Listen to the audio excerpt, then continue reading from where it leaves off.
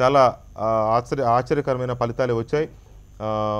ఊహించినట్టుగానే పశ్చిమ బెంగాల్లో డబుల్ సెంచరీని దాటేశారు మమతా బెనర్జీ. ఇది లెఫ్ట్ పార్టీలకి కోలుకోలేని దెబ్బ ఇది. అలాగే తమిళనాడులో జయలలిత చరిత్రను తిరగరాసి రెండోసారి వరుసగా తమిళనాడు ఆనవాయితీకి భిన్నంగా రెండోసారి అధికారంలోకి రావడం, అది కూడా కంఫర్టబుల్ మెజార్టీతో రావడం అనేది కనబడుతుంది. ఒకసారి పశ్చిమ బెంగాల్ ఫలితాలు చూస్తే మమతా బెనర్జీ 208 సీట్లలో ఆధిక్యంలో ఉన్నారు. ఇప్పటికే 2 ఫలితాలు కూడా వెలువడ్డాయి.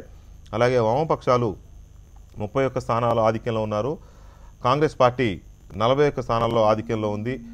నిజానికి తృణమూల్ లెఫ్ట్ పార్టీస్ కంటే కాంగ్రెస్ పార్టీకే అక్కడ ఎక్కువ స్థానాలు వస్తున్నట్టుగా మనకి స్పష్టంగా అర్థమవుతుంది. ఇక కేరళ చూసినట్లయితే ఎల్డిఎఫ్ లెఫ్ట్ పార్టీస్ కూటమి 77 స్థానాల్లో ఆధిక్యంలో ఉంది, 15 స్థానాల్లో విజయం సాధించింది. అలాగే యూడిఎఫ్ 41 స్థానాల్లో ఆధిక్యంలో ఉంది. ఇక అసోం చూసుకున్నట్లయితే బీజేపీ 80 స్థానాల్లో, కాంగ్రెస్ 30 స్థానాల్లో ఆధిక్యంలో కొనసాగుతున్నాయి. ఇక పాండిచ్చేరి చూసినట్లయితే రంగస్వామి కాంగ్రెస్ 5 స్థానాల్లో ఆధిక్యంలో ఉంది, ఏఐడిఎంకే 2 స్థానాల్లో ఆధిక్యంలో ఉంది, కాంగ్రెస్ 1 స్థానంలో ఆధిక్యంలో ఉన్నారు, ఇతరులు ఇండిపెండెంట్ 1 స్థానంలో ఆధిక్యంలో ఉన్నారు. ఇక్కడ పాండిచ్చేరికి సంబంధించి యానంలో కాంగ్రెస్ పార్టీ అభ్యర్థి మల్లాడి కృష్ణారావు వరుసగా 4వసారి విజయం సాధించడం విశేషం. తెలుగువాడైన మల్లాడి కృష్ణారావు ఆరోసారి అక్కడ ఎమ్మెల్యేగా విజయం సాధించి తన విజయకేతనాన్ని మరొకసారి ఎగరేశారు. ఇక తమిళనాడు చూసినట్లయితే ఏఐడిఎంకే 133, డిఎంకే 94 స్థానాల్లో ఆధిక్యంలో ఉన్నారు. ఇక్కడ విజయకాంత్ పార్టీ 0 స్థానాలతో ఉంది. బీజేపీ కూడా మళ్ళీ ఇందాక 1 స్థానంలో ఉన్నాయి, ఇప్పుడు అది కూడా 0కు పడిపోయింది. పిఎంకే 3 స్థానాల్లో ఉంది. సో జయలలిత పార్టీ కంఫర్టబుల్ మెజార్టీతోనే ముందుకు సాగుతున్నట్టుగా మనం భావించవచ్చు. ఒకసారి ప్రొఫెసర్ నాగేశ్వర్ గారి విశ్లేషణ తీసుకున్న తర్వాత చర్చలకు వెళదాం. నాగేశ్వర్ గారు, ఇప్పటి వరకు ఉన్న ఆధిక్యాలు చూసినట్లయితే ట్రెండ్స్ ఎలా కనబడుతున్నాయి మీకు?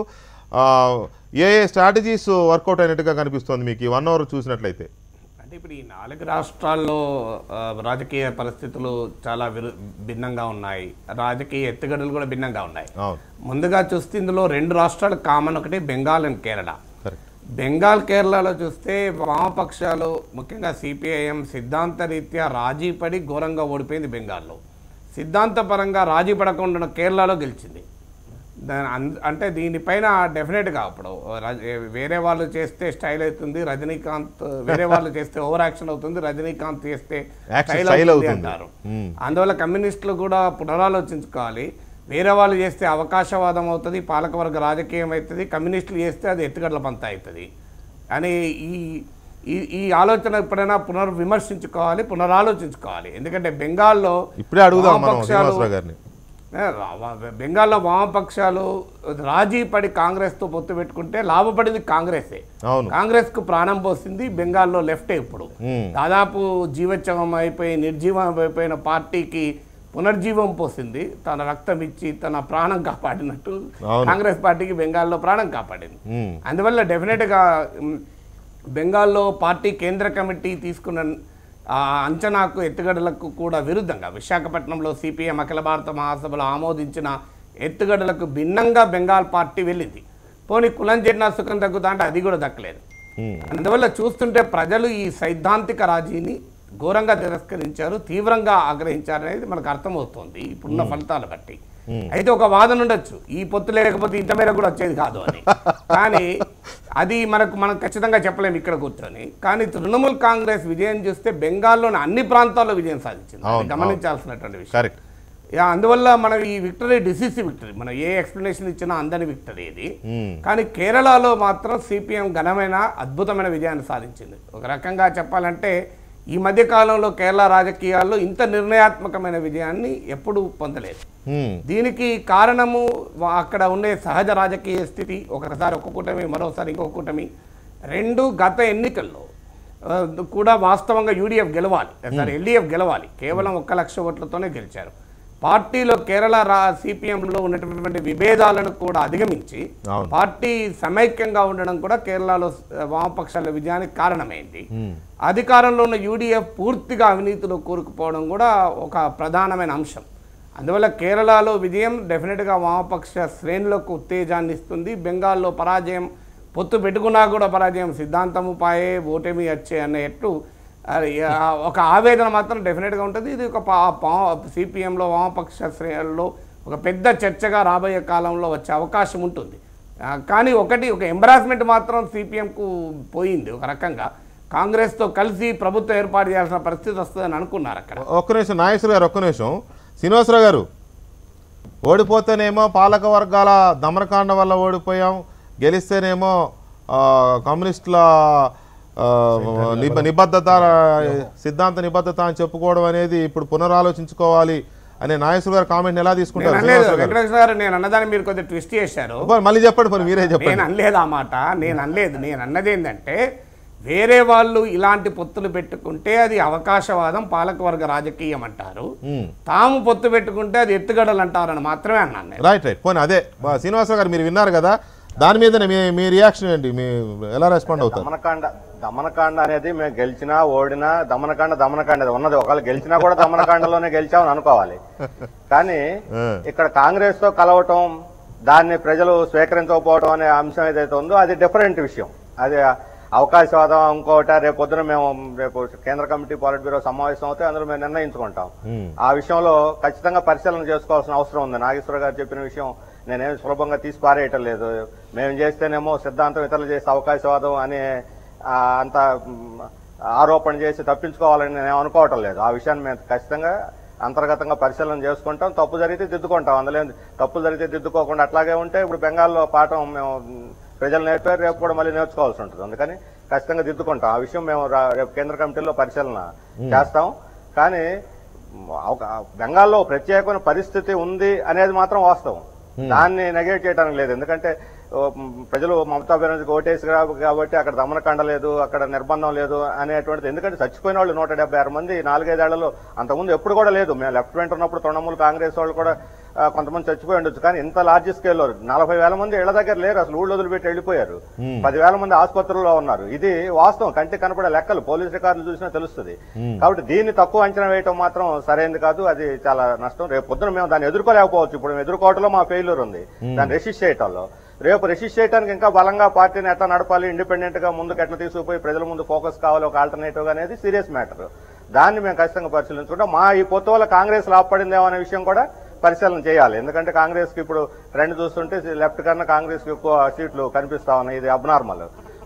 వాళ్ళకేమన్నా ఊపిరి పోసామని నాగేశ్వర గారు అంటున్నారు. అది కూడా ఏమైనా జరిగిందో అది కూడా పరిశీలన చేస్తాం. నేనేది ఇప్పుడు ఖండించడం కానీ అది తప్పు అని చెప్పడం కానీ నేను సిద్ధంగా లేను. పూర్తి వివరాలు బెంగాల్ నుంచి అందిన తర్వాత కేంద్ర కమిటీ కూడా ఒక లైన్ తీసుకుంటుంది. దాని మీద ఖచ్చితంగా ఓపెన్ మైండ్ తోటి మేము దాన్ని పరిశీలన చేస్తాం. రైట్. నాగేశ్వర గారు, మిగతా రాష్ట్రాలకు సంబంధించి అంటే ఒకటి, ఇప్పుడు శ్రీనివాసరావు గారు చెప్పిన దానికి ఒక అడిషన్ ఏంటంటే, బెంగాల్లో సిపిఎం కాంగ్రెస్తో కలవాలనే దాంట్లో డెఫినెట్గా సిద్ధాంత రాజీ కన్నా అక్కడ ఉన్న క్షేత్రస్థాయి పరిస్థితులే కారణం. దాంట్లో అనుమానం ఏం లేదు.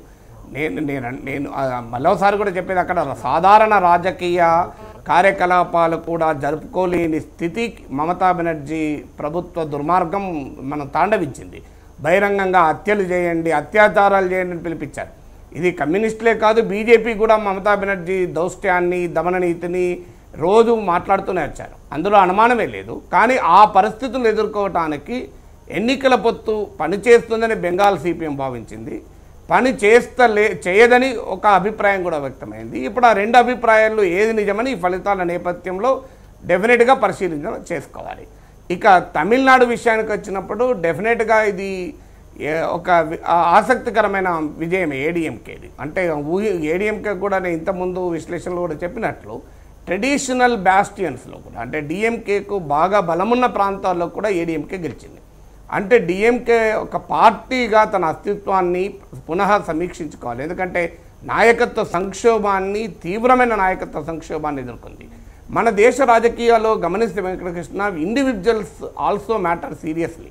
ఇప్పుడు మీకు బెంగాల్లో కూడా మమతా బెనర్జీ ఎంత దుర్మార్గం చేసినా ఇటు లెఫ్ట్ నుంచి ఈక్వల్గా ప్రజల విశ్వాసాన్ని పొందిన నాయకుడు, అంటే ఎంత గొప్ప నాయకులు కావచ్చు కొంతమంది సందర్భాల్లో, కానీ ప్రజల్లో ఆ పాపులారిటీ రావాలి. ఆ పాపులారిటీ ఉన్న నాయకుడు బుద్ధదేవ్ భట్టాచార్య తర్వాత గ్యాప్ వచ్చింది మనకు.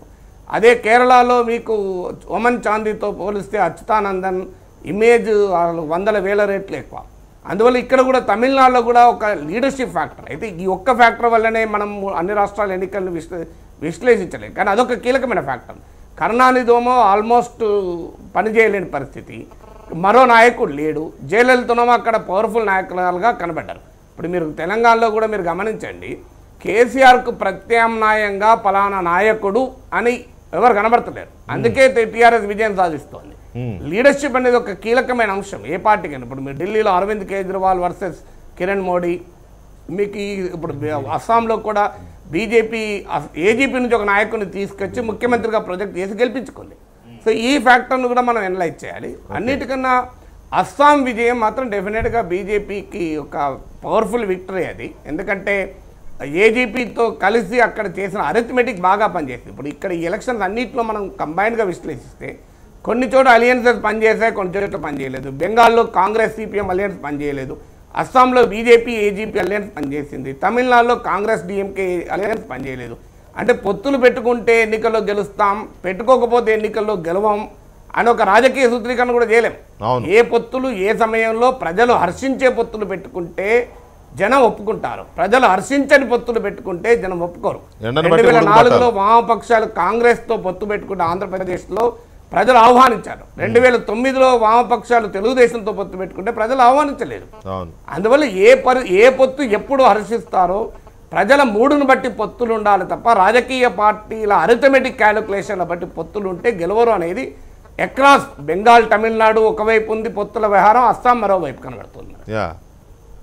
రైట్ నాగేశ్వర్ గారు, thank you very much me analysis ఇచ్చినందుకు. ఇక